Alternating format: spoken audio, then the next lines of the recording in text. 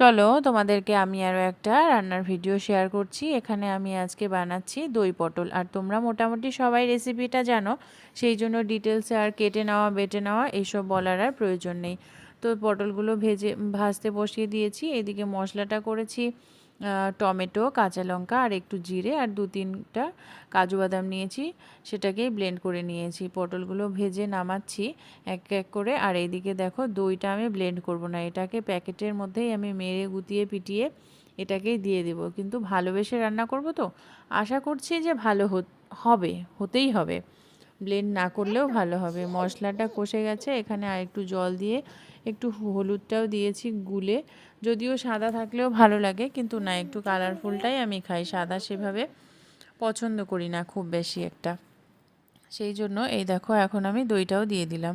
খুব সহজ, আর নিরামিষের দিনে বানালে যদি শুধু এটা বানিয়ে রাখো না দই পটল, তাহলেও চলে যাবে, দিনটা কেটে যাবে, কোনো অসুবিধা।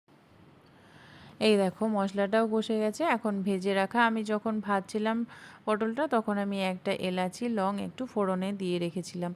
আর এখন নামিয়ে দিলাম, 1 চামচ ঘি দিয়ে দিলাম। দেখো জাস্ট কালারটা দেখো, আর গন্ধটাও সেরকম বের হচ্ছে, সেটা তো তোমরা ফিল করতে পারবে না। যাই হোক, আমি বলে দিচ্ছি, আমার উপর ভরসা করা যেতে পারে, সেই হিসাব মতো তোমরা ভেবে নিতে পারো রান্নাটা কেমন হতে পারে।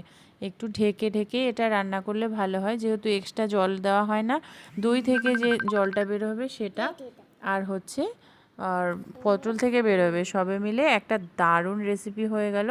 চলো টাটা, তোমরা একবার ট্রাই করো দই পটল কেমন লাগে।